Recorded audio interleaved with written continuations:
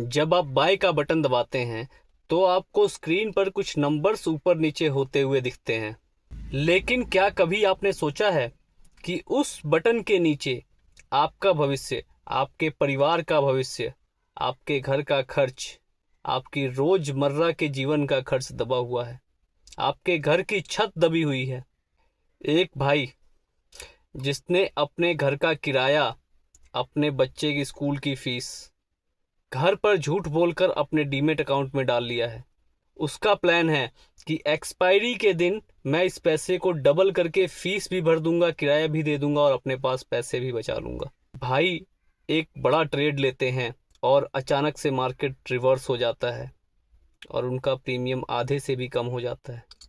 अब वो भाई डर रहे हैं और सोच रहे हैं कि अब मैं फीस कैसे भरूंगा, किराया कैसे भरूंगा। उनके हाथ कांप रहे हैं, दिल रो रहा है। आज अगर ये पैसा चला गया तो मैं क्या करूंगा, मकान मालिक को क्या बोलूंगा, बच्चे के स्कूल में जाके क्या बोलूंगा, कहीं बच्चे का स्कूल में से नाम कट ना जाए। वो पसीने से तरबतर हो रहा है, वह भविष्य सोच सोच कर घबरा रहा है। असल में आज वो ट्रेडिंग नहीं कर रहा है, वो मार्केट में अपने पैसों के लिए भीख मांग रहा है।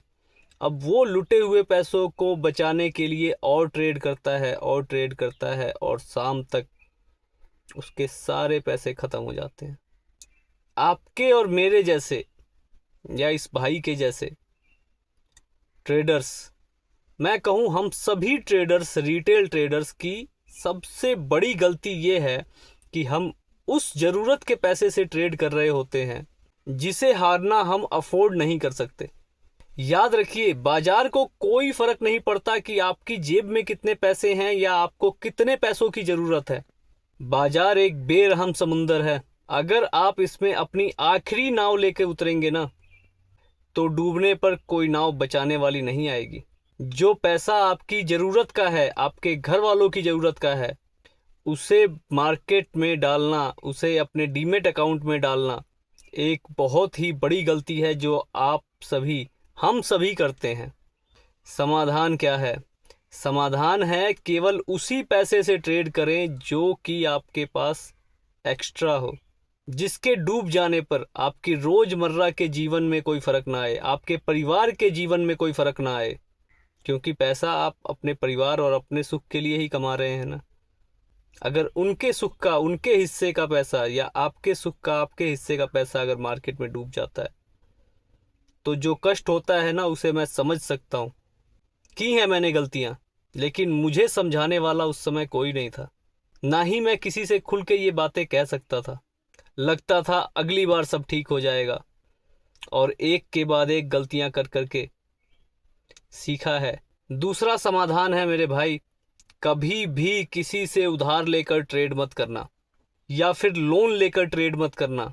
वाइफ के गहनों को बेचकर ट्रेड मत करना या गिरवी रखकर ट्रेड मत करना, क्योंकि उसका जो प्रेशर होता है ना, ब्याज का जो बोझ होता है आपके सिर पे, वो आपको सही डिसीजन नहीं लेने देता। और जब आप बाजार में ट्रेड करते हैं ना, तो आपकी स्ट्रेटजी सही हो या ना हो, लेकिन आपका माइंडसेट सही होना चाहिए। आपका माइंड शांत होना चाहिए, आपका दिल शांत होना चाहिए। और उधार के पैसों में आप कभी भी ऐसा नहीं कर सकते, वो प्रेशर बना ही रहेगा आपके ऊपर। तीसरा समाधान, अगर ट्रेड लेते समय आप इमोशनली स्टेबल नहीं हैं, आपके दिल की धड़कनें तेज हो रही हैं, आपका दिमाग चिंता से भर रहा है, डर से भर रहा है, तो समझ जाना मेरे भाई, आप अपनी औकात से बड़ा ट्रेड ले रहे हो।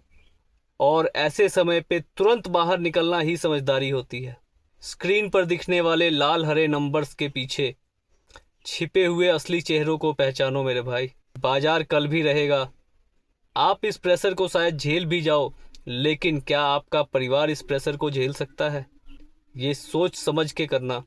जब भी ट्रेड करना तो ये सोच लेना, एक छोटा सा लॉस करने से पहले भी सोचना कि क्या आपका परिवार इस प्रेशर को झेल पाएगा।